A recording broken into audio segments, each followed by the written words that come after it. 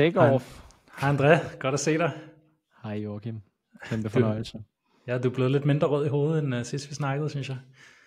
Ja, altså de prøver jo ellers at gøre mig den kunst at tage til Thailand uden overhovedet og skifte farve. Det er simpelthen fuldstændig det samme. og til dem der hører med på podcastdelen, så kan jeg berette, at André, du er jo tæt på albino. Altså, der er ikke meget farvepigment i den hud der, så det er som om, at du ligger på spektret hvid eller rød, og der er no in between. Fuldstændig. Det kan ikke være anderledes. Så. Ja, men vi skal jo i gang med den her podcast, som vi har besluttet os for at lave, Kim, som hedder Rig på øl og økonomi. Og hvorfor har vi givet os i kast med det? Det er jo egentlig et rigtig godt spørgsmål. Vi er to venner, som alligevel altid nørder aktier og økonomi, og tilfældigvis så er du også en mand, som jo til dagligt arbejder i Danske Bank og sidder og analyserer alle de her bryggerier. Så vi tænkte, der var et potentiale i at kombinere noget hygge med noget finans, og drikke nogle øl, og så også gå bag om ølene og forstå selskaberne. Så konceptet er ligesom, at vi smager en ny øl hver gang, og så får du lov at sidde og kloge dig på selskaberne bag, og må også gerne nørde ned i regnskabstallene. Men så er jeg jo også både rigtig glad for øl og økonom af baggrund, og driver handelsplatformen Pluto Markets, hvor jeg jo også følger rigtig meget med i de finansielle markeder, og også har en masse kundedata, som jeg tænker kan være relevant at dele. Så finans med skum, kan vi vel kalde det. De er præcis. Og som vi talte om, så er der jo virkelig ikke behov for flere podcasts. Det er jo et blodrødt marked, så vi håber, der var nogen, der vil lytte med, men vi gør det jo mest af alt bare for sjov og for hyggens skyld. Ja. Og med det, Andreas, så synes jeg, du skal have lov til at præsentere dagens øl. Ja, men lad os gøre det. Dagens øl er noget så kreativt som en grøn Tuborg. Vi tænkte, hvorfor ikke starte fra starten af og tage fat i noget, som vi alle sammen kender. Den grønne Tuborg, den går jo helt tilbage til Tietgen og til 1873, da Tuborg-bryggerierne de kom til verden i Hellerup, som mange af jer kendte. Den blev introduceret i 1911 og er jo et meget ikonisk produkt på det danske marked, tror jeg, vi alle sammen kender. Det er jo en klassisk pilsner. Så det er jo ikke fordi det er den helt store smagsoplevelse at drikke en grøn Tuborg. Alligevel så er det jo den mest drukkede øl, som der er i Carlsbergs repertoire. Og som et fun fact, så er det jo en af de mest populære øl i Indien, hvor den er rigtig, rigtig stor. Og det kan vi jo alle sammen nok godt genkende til, hvis vi går en sommerdag i København, eller hvor vi ellers kommer fra. Så er det jo meget typisk, vi lige får en tør grøn Tuborg. Det er en af dem, der ligger nærmest, tænker jeg, for de fleste af os. Okay, så André, opklarende spørgsmål. Indre af dem er der mange af, så det må være en rimelig god forretning at sælge øl til dem. Den grønne flaske, der står på Strandvejen, er det en grøn Tuborg? Ja, det mener jeg helt bestemt, det er. Ja. Det er det. Det er bare på flaske, ikke? Jeg synes altid, man ser dem på dåse, lidt ligesom den, du viste før. Ja. Jeg må indrømme, at jeg troede faktisk, vi havde nogen i køleren herinde på Plutos hovedkvarter.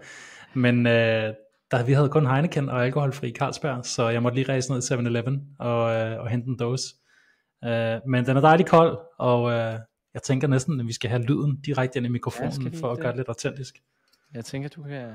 Er du på dåse også, eller er du... i kor, eller sådan? Ja. Skal jeg skal lige have den op under mig. Sådan. Okay, sådan. Nu. Det er lidt ligesom de der YouTubere, der har gjort en forretning ud af at sidde og viske i mikrofonen og lave alle mulige lækre lyde. Der er en helt fetishmarked, der venter på os derude. 100%. Skål. Ja, skål.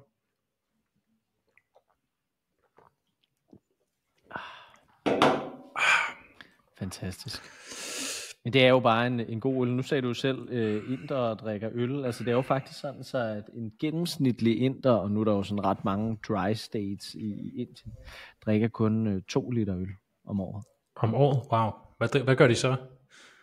Ja, der er jo så mange af dem, der ikke rigtig drikker så meget, men drikker alle mulige andre ting, ikke? Hvad hedder det? Så der er jo i mange år har der været det der håb for bryggerierne om, de rigtig kunne få hul på ølbylden i Indien, og ligesom begynde at få dem til at drikke noget mere gennemsnitligt i verden, kunne være sådan noget 30, 40, 50 liter, lidt afhængig af, hvor man er i verden, ikke? Og lige nu så er der jo faktisk rigtig meget vækst i øl i Indien, og sågar begyndt at drikke noget, som det kan være, at vi drikker en anden gang. Elefantøllen er også begyndt at blive populær i Så 2 liter om året, men så er det også elefant. Eller gyldne damer. Ja, lige præcis. Ikke? Men så er det godt, der er mange, ikke? Så det er helt bestemt nok det mest interessante marked i verden, ølmarkedet lige for tiden, det er Indien. Okay, så til alle os, der ikke ved særlig meget om bryggerier. Tuborg ejet af Carlsberg. Hvor er det ellers Carlsberg, altså selskabet, som jo ligger ude ved Valby, og Frederiksberg har nogle mega flotte bygninger, og de har heste. Og jeg kan huske, jeg ved ikke om det er en røver, men jeg sad også en gang og kiggede i nogle af Harbo Bryggeris regnskaber. Og der har så været en masse med den aktie, med splid i familien og alle de her ting. Men jeg kan huske, jeg undrede mig over, at 90% af omsætningen kom fra øl og læskedrikker, og så var der 10%, der vist nok var til kalkunproduktion, eller sådan et eller andet. Og jeg spurgte en ven, som sagde, at det er fordi, der er et eller andet affaldsprodukt, når man producerer øl, som kan bruges til at fodre dyr med. Og så tænkte jeg jo, da jeg var ude at besøge Carlsbergs hovedkvarter ude i Carlsbergbyen, om de også har dyreproduktion, fordi de kan bruge de her restprodukter effektivt. Det har de ikke. Nej. Men man kan jo det er rigtigt nok, man kan bruge de der restprodukter, sådan noget mæsk og sådan noget til alt muligt. Der findes også sjove startups. Jeg tror, der er noget, der hedder Mæsk, faktisk, som laver sådan nogle rigtig lækre kiks ud af noget af det der restprodukt. Så det kan man godt, men heldigvis, som vi jo kender fra sådan en standard erhvervsøkonomi, så er det jo godt at have sådan en kerne ting, man er god til, og ikke lave alt muligt andet.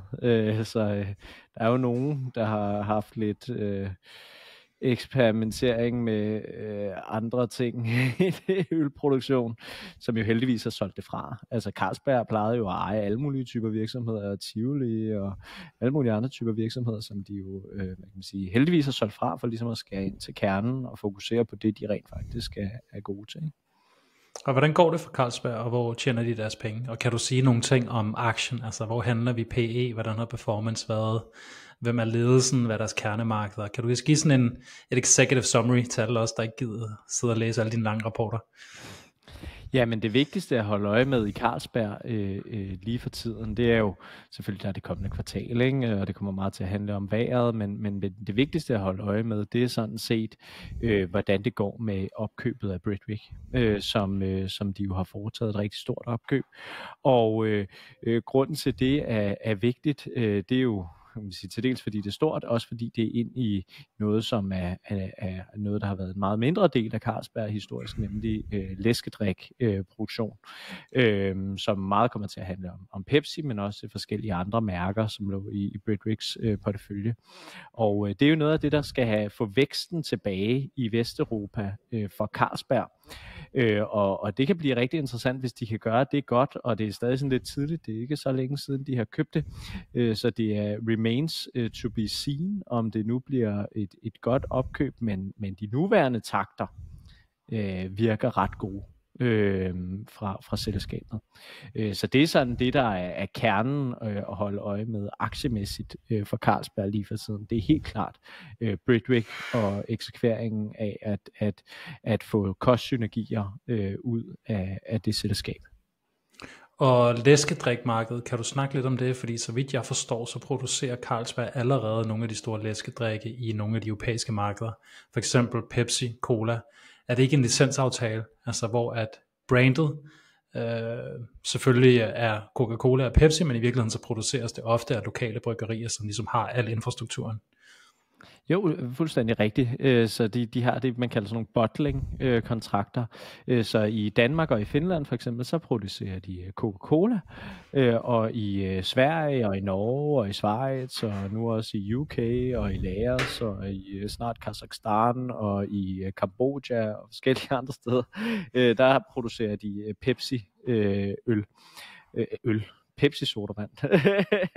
Og det har de gjort i mange år, og har gjort det rigtig godt. Og det, der er super interessant ved Pepsi, det er, at hvis man kigger sådan rundt i det vesteuropæiske og østeuropæiske marked, så forholder det sig sådan, at Coca-Cola har en meget større markedsandel i rigtig mange markeder i forhold til Pepsi. Og der sidder Pepsi nok lidt og kigger og tænker, hvad fanden skal vi egentlig gøre for at få den markedsandel op?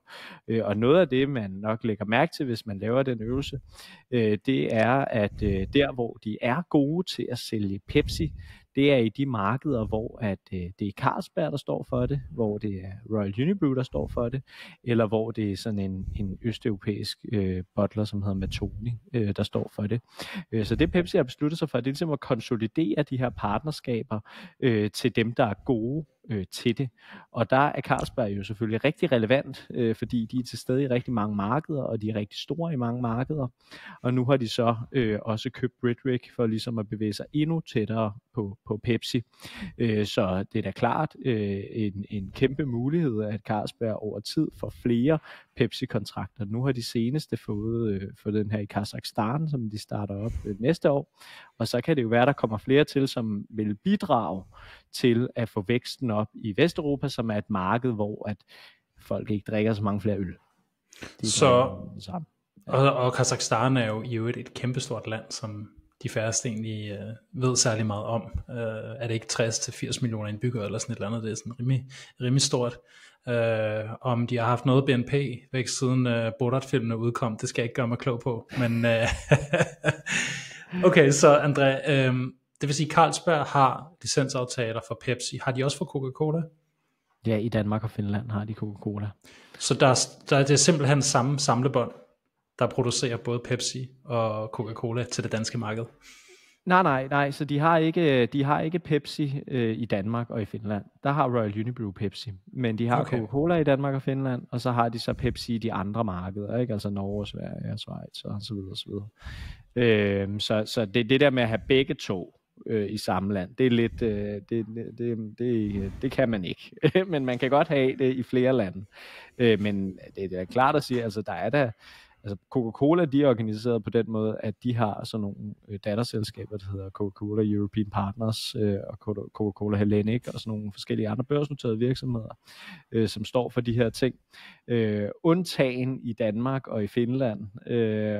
Og derfor så er der sådan diskussioner og rygter om, kunne Carlsberg på et tidspunkt tabe de der kontrakter, fordi de bevæger sig så tæt på Pepsi, ikke? Fordi det er jo meget kompetitivt.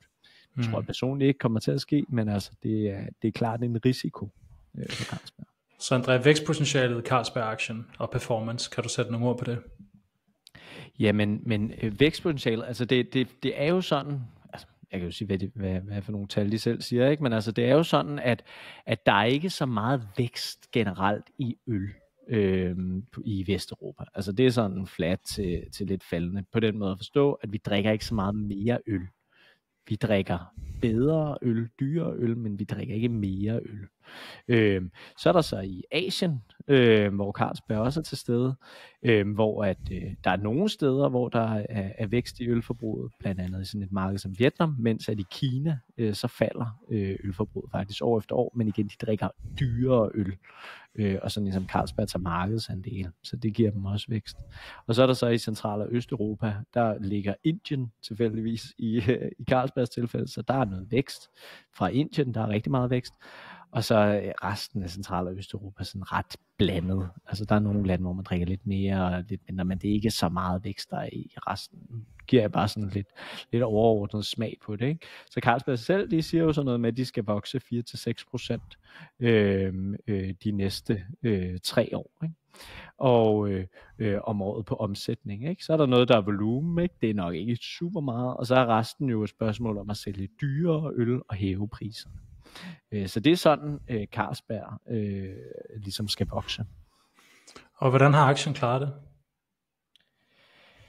Ja, hvordan har aktien klaret det? Det har jo været lidt af en rutsjebanetur. Det er jo en af de aktier, der er steget mest i år i det danske marked, ikke? Men det kommer jo også fra et lavt sted. Den fik jo rigtig mange tæsk sidste år. Skal man huske. Så hvad hedder det? Nu skal du også huske at bruge nogle af de der knapper, Joachim. Vores knapper, som vi slet ikke har nævnt noget om. Hvad hedder det? men den var jo helt nede at vende i slutningen af sidste år, og så fik den så et rebound i år. Og noget af det, der drev det har jo været til dels, tror jeg folk nok for dem var måske lige blevet billigt nok, ikke? Og det kom til at gå op for dem, da de kom med guidance, som overraskede positivt. Og så har det også, det her med Britvic har været sådan lidt kontroversielt i en periode. Altså sådan, der var en del, der var negativ omkring opkøbet, men nu er det sådan mit indtryk, at folk begynder at blive sådan lidt mere positive omkring det opkøb, også i takt med, at de ligesom begynder at performe, ikke? Så der sker nogle ting i bryggeriet på det positive, og det man ligesom skal holde øje med, det har jeg sagt lidt af det, ikke? Men det er jo altid interessant, når et selskab kommer med en kapitalmarkedsdag. Det kan vi typisk godt lide. Det er jo virksomhedens mulighed for at shine med deres egen agenda, og det har Carlsberg 1. oktober. Spændende. At se frem til. Og jeg kan så se her, at det er en aktie, der de sidste 5 år har givet 3% i afkast. Jeg kan så også se, at de har en ret høj udbytteprocent, altså cirka 3% om året udbetaler de i udbytte, og handler til en price earning på omkring 17, hvis jeg ikke tager helt fejl. Så det var bare lige for at få fakta på plads, så shout out til Carlsberg for at give os nogle gode øl, og skål på den. Skål.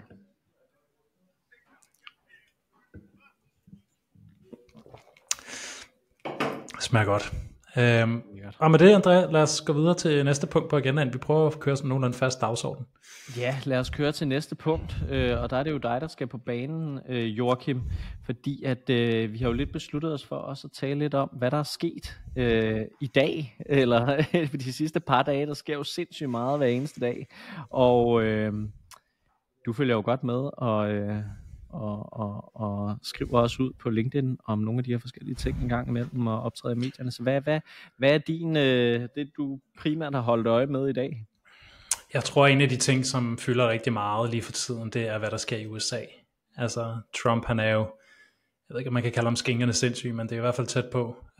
Og han kører jo ikke en konventionel økonomisk agenda. Altså, han udfordrer ligesom økonomisk teori, og man har set det samme i Tyrkiet med det, som nogen kalder Erdoganomics.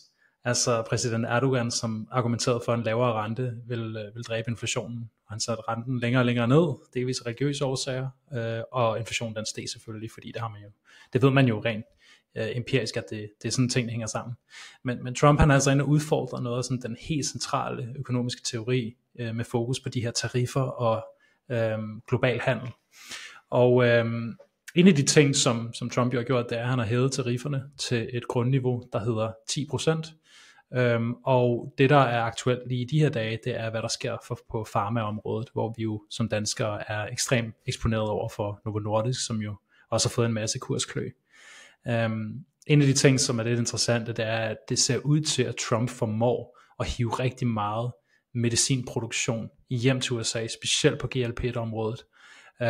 Og her mandag, der kom der en stor nyhed ud omkring, at AstraZeneca, som jo er sådan en britisk farmavirksomhed, som vi kender fra blandt andet COVID-vaccinen, at de altså har lovet at investere $50 milliarder i produktion i USA. Og det her, det er jo noget, som er super interessant, fordi det viser jo faktisk, at noget af Trumps handelspolitik virker. Altså han hiver jobs ud af Europa og etablerer dem i USA. Og specifikt så er det her altså til en stor fabrik, som skal producere AstraZenecas GLP-produkt, altså deres fedme medicin. Og lige nu, der er der 10% tariffer på import, som ikke er produceret i USA, men altså her 1. august, altså om halvanden uge, der har Trump varslet, at der måske kommer op til 200% ekstra i importtariffer på farmaprodukter, som ikke er produceret i USA. Og Trumps vanlige strategi er jo at sige et eller andet rigtig højt, og så lander vi måske på 25%, men det er virkelig, virkelig noget, som er udfordrende for Novo-aktien, og ultimativt for det danske arbejdsmarked, fordi at det givetvis bliver en eller anden form for krav, at man producerer sin medicin i USA, hvilket Novo til dels allerede gør, men over 50% af Novos omsætning kommer altså også fra det amerikanske marked, hvor priserne er meget højere, og dermed marginerne er bedre. Så jeg vil sige, rent politisk, der er det, som alle øjne er rettet på lige nu her. Hvad sker der 1. august? Kommer der en eller anden heftig tarif, som gør det ekstremt svært for blandt andet Novo Nordisk at konkurrere i det amerikanske marked? Skal man rykke flere arbejdspladser til USA? Eller er det, som AstraZeneca har gjort, egentlig bare at sige, ja, Trump, det er fint, vi investerer $50 milliarder, hvilket er en kæmpe investering for et selskab som AstraZeneca, og så kommer det aldrig til at ske, altså er det tomme ord, eller hvad sker der her? Det er ligesom næste kapitel i den her handelskrig, det er, hvad bliver konsekvenserne, altså hvordan manøvrerer virksomhederne i det her meget usikre politiske landskab. Ja, altså jeg kan kun sige, at jeg har haft mange hovedpiner over de her tariffer. Jeg dækker jo også Pandora, og der er også kommet nogle meget, meget høje tariffer på Thailand og på Vietnam. Det er Thailand, de producerer i dag, og så er de ved at bygge en stor fabrik i Vietnam. Og det er dyrt for virksomheder, og de skal jo så prøve at sende det her videre ved prisstigninger, men så er det jo der, man skal hive det værktøj op af værktøjskassen, som hedder priselasticitet op, fordi at det kan godt være, at man kan hæve priserne, og forbrugerne kommer til at betale for det, men forbruget falder jo, hvis man hæver priserne så meget, som det kræver. Og så skal man også tænke over sådan noget med, kan man være nødt til at hæve priserne i hele verden? Altså, du ved, for nogle virksomheders vedkommende ville de måske skulle hæve priserne tocifret kun i USA, hvis de skulle opsætte nogle af de der tariffer, ikke? Men vil de så være nødt til at hæve priserne i hele verden for at gøre det også mere spiseligt for amerikanerne og netop modgå den der priselasticitet, ikke? Altså, der er mange virkelig interessante dynamikker i det der.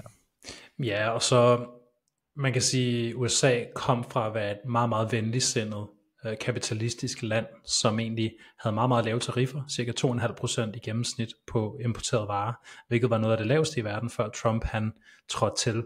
Nu har han så hævet basistolden med 10 procentpoint, og derudover har han lagt specifikke tariffer på blandt andet bilindustrien og på især commodities, altså aluminium, kobber, nogle andre ting, som betyder, at vi cirka ligger på 15% i gennemsnitlig importtarif i USA nu. Og de her tariffer kan altså kun blive absorberet på 3 forskellige måder. Den ene er, at man sætter dem videre til kunderne. Noget andet er, at man æder det i sine marginer som virksomhed. Og ting nummer 3, som er den lidt implicite konsekvens, det er altså, at handlen bare kollapser, og der slet ikke sker den her handel. Så det er spændende, og det er jo også noget af det, som vi monitorerer tæt i forhold til inflationstallene, som var overraskende lave igen for 5. måned her i forrige uge, og som jo også styrer rentepolitikken, og netop renterne er også nøglen til, hvad der sker globalt lige nu, fordi at Trump har den her Big Beautiful Bill, som bare er en kæmpe ufinansieret skattepakke. Så det er altså enormt centralt, hvad der sker for markederne, og udgangspunktet er lidt de her tariffer, hvordan responderer økonomien, og både forbrugerne, men også selskaberne i det her kaos. Fuldstændig. Hvad hedder det? Men vi har jo ikke rigtig set noget på forbruget, eller hvad, Joachim? Altså, det er jo sådan lidt det der remains to be seen, ikke? Altså, det virkede som om, at vi alle sammen troede, det bare faldt tilbage efter en dag, dengang han stod med den der plakat der. Men forbruget går stadig voldsomt godt. Ja, man kan sige, vi har jo ikke nok data endnu, det er det korte svar til at kunne sige ret meget, men der var virkelig, virkelig mange, det som mig og nogle kollegaer kalder grædekoner ude og spå om, at det var verdens undergang med den her Rose Garden Ceremony, hvor at Trump viste sin ChatGPT-model, der ligesom bare havde tariffer, tocifrede tariffer på stort set alle, der kunne kravle og gå. Og det er jo ikke sket. Altså, markederne har det godt, S&P 500 er tilbage i all-time high, tech-aktierne brager op, inflationen ligger på 2,7-2,9% i USA her med forrige uges tal, hvilket er som relativt tæt på target på 2%. BNP-væksten er givetvis relativt stærk på global plan, Det man så skal huske, det er på inflationen, der tager det som regel ret lang tid, før den manifesterer sig, fordi det er ligesom, man siger typisk, det tager 4 til 6 måneder for virksomheden at tilpasse sig, inden de begynder at justere priserne. Og samme på forbrugersiden. Så det man også snakker om, det er, at der givetvis har været en masse frontloading.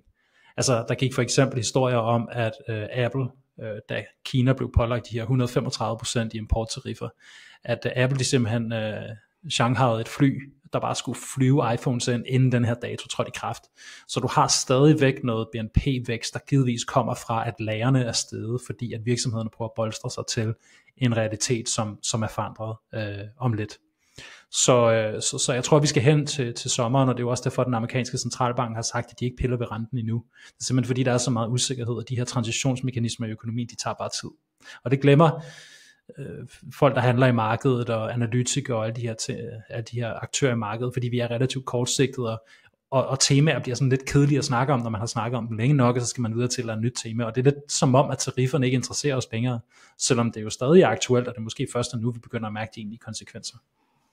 Men har vi ikke et eller andet højfrekvent data, vi kan bruge, altså fragt eller et eller andet? Altså, nogle gange så er der jo sådan, du har jo også været i Goldman Sachs, så nogle sådan alternative data, kreditkortspend eller something, hvor vi kan se noget tidligere end de der makrodata.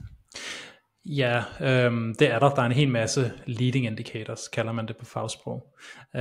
For eksempel når man snakker BNP-vækst, så er det jo typisk byggebranchen, der er en af de sektorer, man kigger på, og der er der jo satellitdata for, hvor meget bliver der bygget, og hvor mange skibe er i gang med at sejle fra de steder, hvor man typisk importerer råvarer. Eksempelvis Australien er en stor råvareeksportør, ikke? Så der kan man simpelthen tracke, hvor mange skibe sejler der fra Kina og fra Australien. Nu er det jo regnskabssæson, vi får Q1-tallene her, og er sådan set midt i den. Og der er det jo typisk bankerne, man kigger på, fordi de også har en eller anden form for finger i jorden på, hvordan har forbrugerne det. Altså nedskrivningerne, er der mange, der ikke kan betale deres lån tilbage, forbrug, handelsaktivitet og alle de her ting. Og bankregnskaberne fik vi for 1,5 uge siden cirka, og de har egentlig været okay. Både når vi snakker det nordiske marked, men også de amerikanske banker.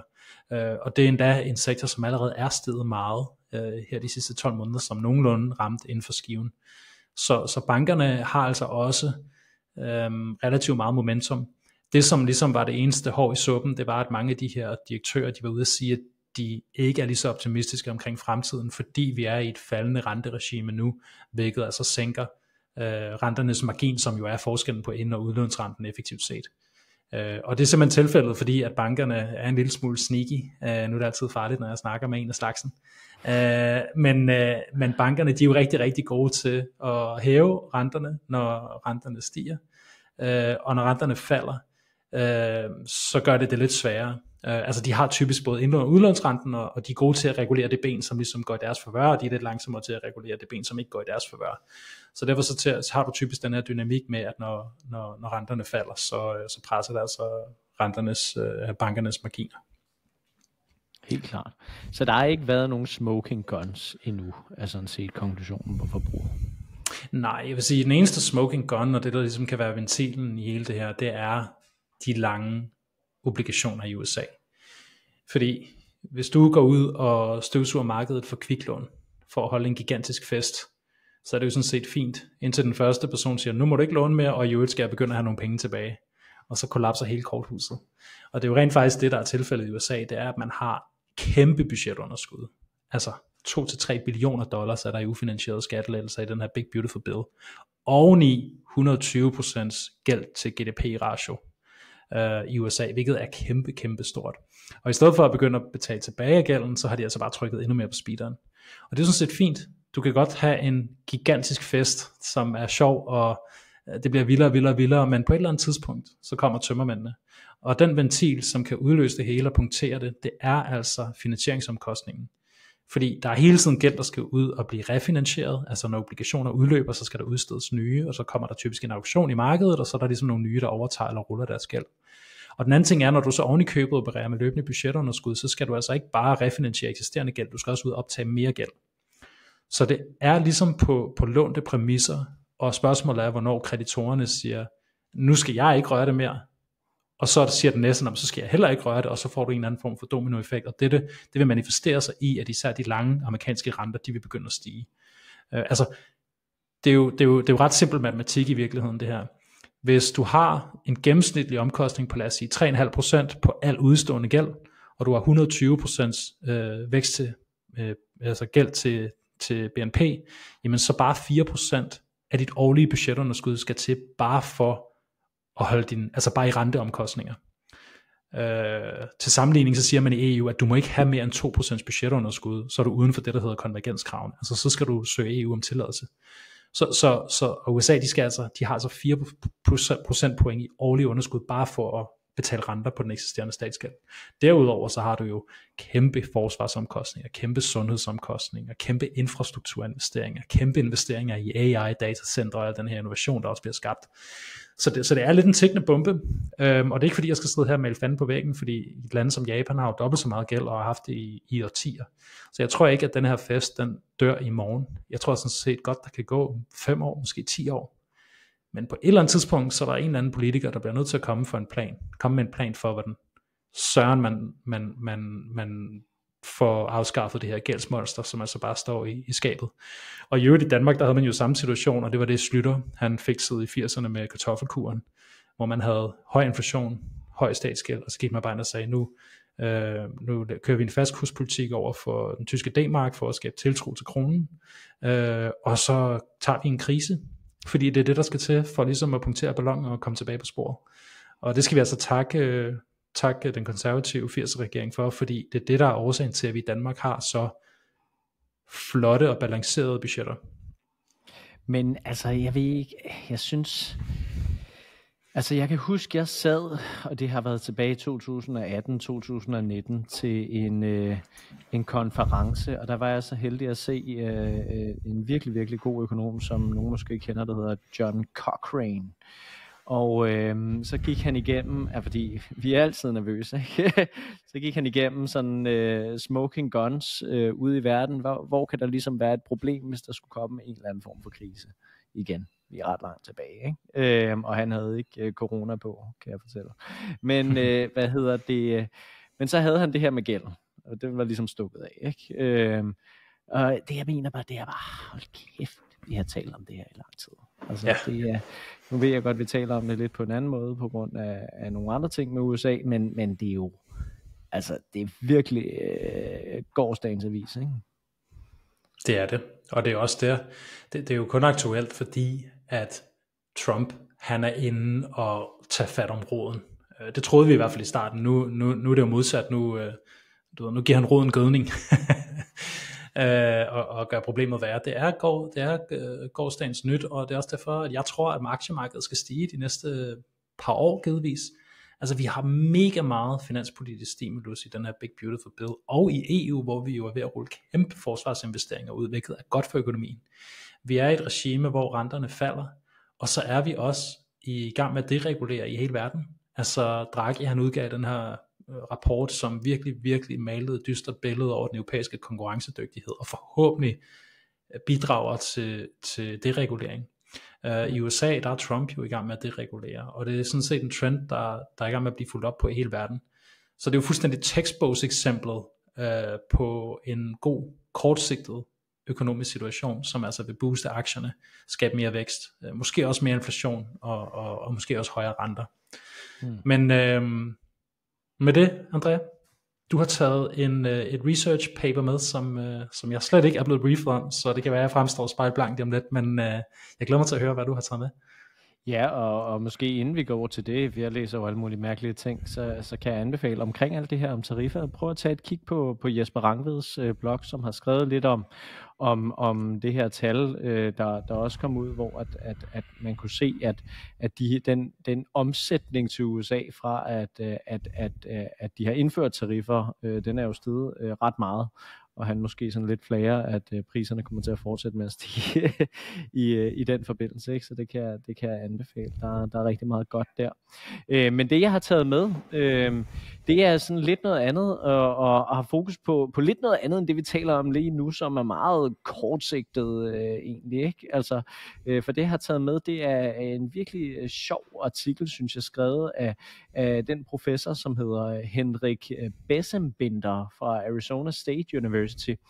Og grunden til at jeg har taget den med, det er fordi, at han har ligesom prøvet at lave en meget simpel, men meget interessant øvelse. Han har prøvet at kigge på alle amerikanske aktier, og deres prisudvikling fra 1925 til 2023. Så vi er lige 2 år tilbage, ikke? Og så har han prøvet at se, okay, hvad for nogle aktier har egentlig klaret sig bedst? Og hans konklusion er sådan set meget enkel. Den aktie, der har klaret sig bedst, det er den, der har været børsnoteret længst. Og den, der så sjovt nok har klaret sig bedst, det er den, som i dag hedder Altria Group, og som vi kender som Philip Morris. Så det er jo ikke sådan en aktie, vi taler så meget om typisk. Philip Morris producerer jo nogle produkter, som er i vælten på andre måder, man ikke taler så pænt om. Men ifølge ham fra 1925 frem til 2023, så er $1 blevet til $2,65 millioner på.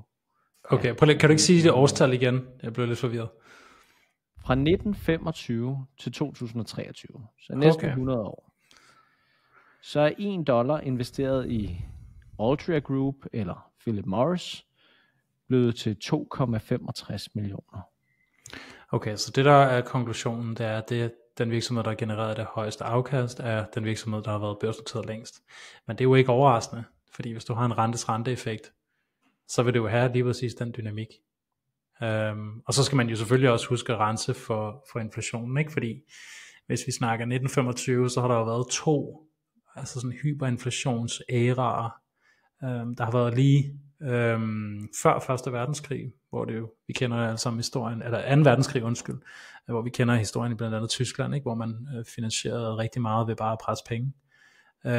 Og så har der jo været 80'erne, som måske lidt mere var bare et dansk sådan højinflationsæra.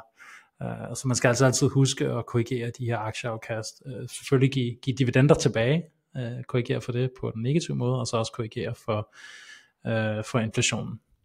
Helt sikkert.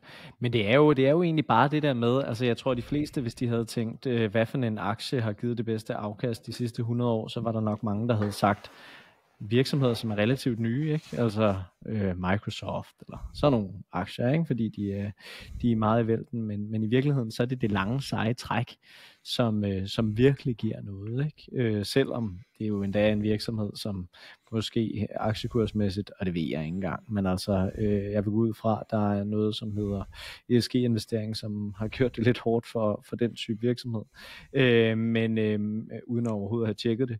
Men, hvad laver de, André? Kan du lige fortælle os udvidende på den anden side, hvad de 2 virksomheder de laver? Jeg kender navnet, men jeg vil ikke lige kunne fortælle, hvad de Morris, det er jo sådan noget cigaretter og sådan noget, ikke? Og sikkert snus og alle mulige ting og sager. Ja. Så den type. Så, og uden overhovedet at kende hele deres produktportefølje, men det er i hvert fald sådan noget tobak. Og det havde jeg bare ikke regnet med. Så jeg synes bare, det var et sjovt outcome, men det er jo det der klassiske time in the market, der vinder, ikke? Ja, og nu laver vi jo også social medie content her i Pluto Markets, og nogle af de reels vi har haft, der er gået mest viralt, det har været sådan helt simpelt, hvor vi bare siger, hvor lang tid eller hvor mange dage skal du investere, en 10'er, før du bliver millionær. Og det er jo ret vildt, at hvis du starter med at investere, lad os sige en 10 om dagen, når du er 18 versus når du er 25, så har du nærmest 2-3 gange så mange penge den dag, du går på pension. Fordi renteeffekten bare er så mega stærk. Og det siger jeg så, mens at jeg lige akkurat har sparet 0 kroner op i pension her, efter at være fyldt 34, så jeg er noget bagud. Men renteeffekten er altså noget af det aller stærkeste. Og Einstein kaldte det jo det 5. eller 6. vidunder, jeg kan ikke huske hvor mange der er, men det er virkelig sådan en mindblowing matematisk fænomen, når man faktisk sidder og regner lidt på det, hvor virkelig, virkelig, virkelig kraftfuldt det er. Ja, fuldstændig. Altså, nu vil jeg sige, jeg sparer ret meget op i pension, men det er på grund af topskat og sådan nogle ting. Men, det problem, det har jeg ikke, det kan jeg godt afsløre. Nej, men altså, det er man jo nødt til i det her land. Men altså,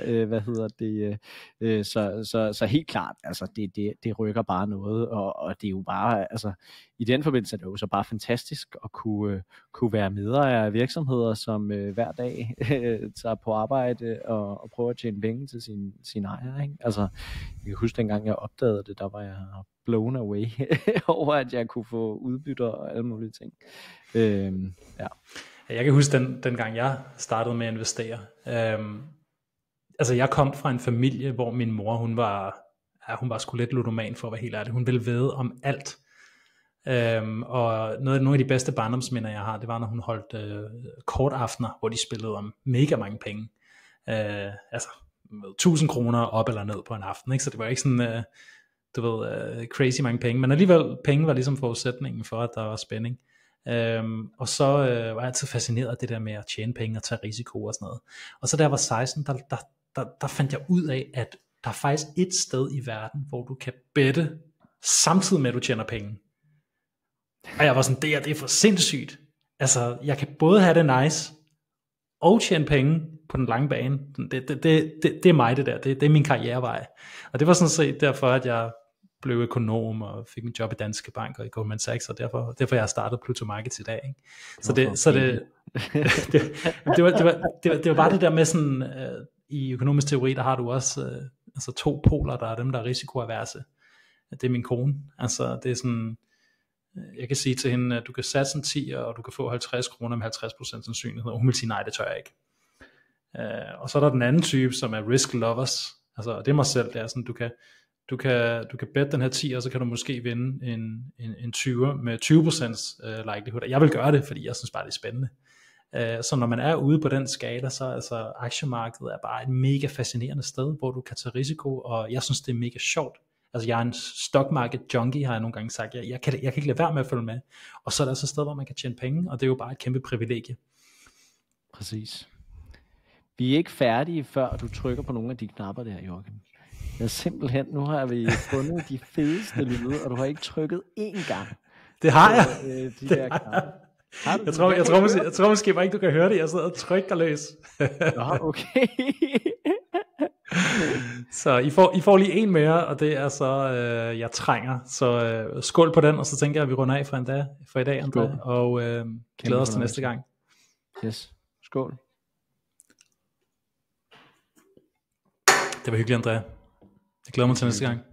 I lige måde. Ha' det godt. Vi ses. Hej.